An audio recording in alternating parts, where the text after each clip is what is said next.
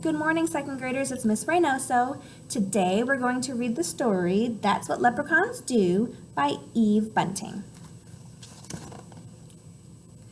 The three leprechauns sat under the chestnut tree. Ari looked up at the cloud-filled sky. It's coming, he said, and there's work to be done. What's coming, you think? Boo and Cole put on their red shoes and their caps and strapped their backpacks to their backs. We're ready, Boo said, but why is it always us that has to put the pot of gold at the end of the rainbow? Especially since not a single soul ever finds it, Cole added. Ari looked from one of them to the other. Don't be asking, he said. It's a leprechaun's duty, so it is. And fellows, remember, it's coming, so there'll be no time for mischief along the way. Mischief. Can we think about what mischief means? Mischief is a playful misbehaving or playful troublemaking. They walked in line, the one front the other one behind. No mischief along the way, they chanted. But when they got to Ballybunion's farm, they saw Miss Ballybunion's cow, Pansy, standing in the field. Ari whipped out a little bottle of red paint he kept in his backpack for leprechaun business. I wonder what is he going to use red paint for? He ran across to Pansy. Stand still, my lovely, he told her, and he painted her hooves scarlet. Red. Pansy looked down. Pretty, she said. Imagine Miss Ballybunion's face when she comes to milk you, Ari shouted. He and Boo and Cole rolled over and over in the grass laughing. She'll think I've been to a dance. Pansy did a couple of small hops and steps to demonstrate. The leprechauns clapped and whistled. We'd be delighted to join you in a waltz or two, Ari exclaimed, but we're in a desperate hurry. I thought there was to be no mischief along the way, Boo reminded. Oh, sure, but I couldn't help myself. Mischief's what leprechauns do, Ari said, along with our more important duties. He glanced up at the tatters of the clouds in the sky, and we'd better not delay, for we've been delayed enough already. But as they were passing old Jamie Bradley's house, they saw Jamie's gray woolen long john spread out to dry on his hawthorn hedge. The leprechauns looked at each other and grinned, quick as a cat's pounce. Cat's pounce. What is a pounce? It's like suddenly jumping onto something or someone. So, quick as a cat pounced, they ran across the hedge and stood on top of the other and the other on top of him. Ari reached up and tied the two long john legs together in a tight knot.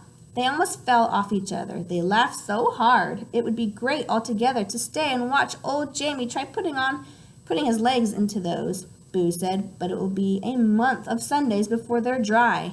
We have no time to waste.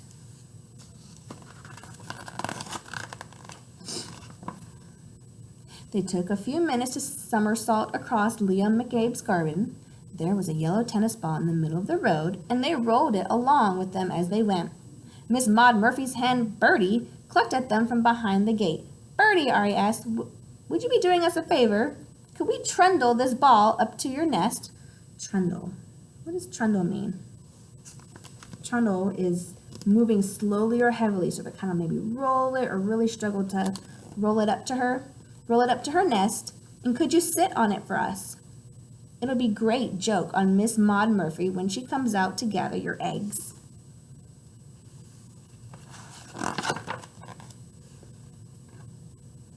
Bertie put her head to one side. It's not going to be easy sitting on that, but the three of you were so good to me, scaring that fox away from my henhouse last night. I'll do it. Cole stretched up and patted her wing. Thank you, Bertie. They squeezed themselves through the gate and tumbled the ball with them. Then they heaved it up and into Bertie's nest. She gave a trial sit on it.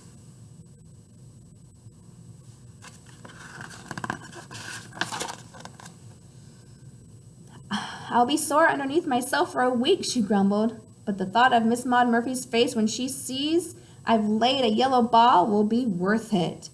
Won't that be all? Cole gasped. The three of you can't help making mischief, can you? Bertie asked. That's what leprechauns do, Ari told her. Along with our more important duties, he stopped. Is that a spitting of wet I feel? Uh-oh. 'Tis. Boo stared at the sky when the sun was flickering through heavy clouds. A thin, cool rain had started to fall. Hurry, hurry, Ari ordered. It's come. We can't be late. They pulled their green slickers from their backpacks and settled their caps low to their ears. They're getting their rain gear on.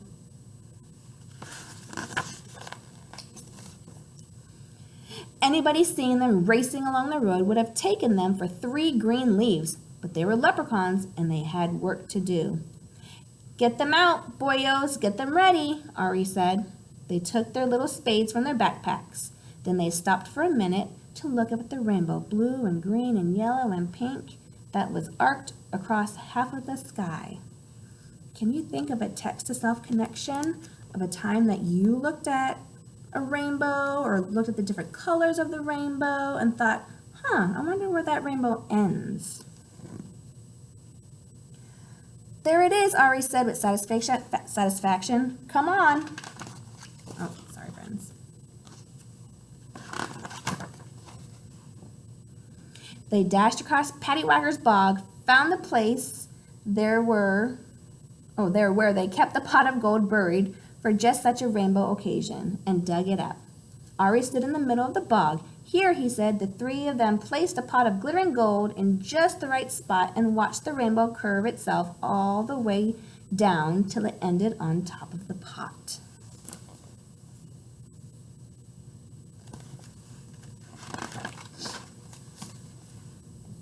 The leprechauns settled themselves to wait. They tootled some grass stalk music, threw raindrops at each other, and ate the rose chips they'd brought for snacks. They waited long, but nobody came. Once again, nobody came. You'd think somebody would find it, Cole complained. Somebody will, someday, Ari said. Maybe we should put up a sign, Boo suggested. Pot of gold this way. No, no, Ari said. That's not how it's done. There's a bit of magic in the finding, and a bit of luck, and a bit of imagination, too. That gold's waiting for just the right person. Maybe that gold could be waiting for you.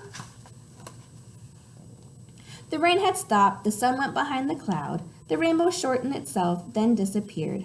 No use waiting any longer. Cole took off his cap and wrung the wet out of it. If we hurry, we could be in time to see Miss Maud Murphy discover Bertie's big yellow egg, he said. Boo laughed. Won't that be a great thing to see? All right then, Ari said. We'll put a rush on this. They buried the pot again in its usual place. Ari patted the smooth down bog dirt. Don't worry, Pot, he had whispered. We'll be back to get you on the next rainbow day. Now we're off again to see what new mischief we can find. For besides our important duties, that's what leprechauns do.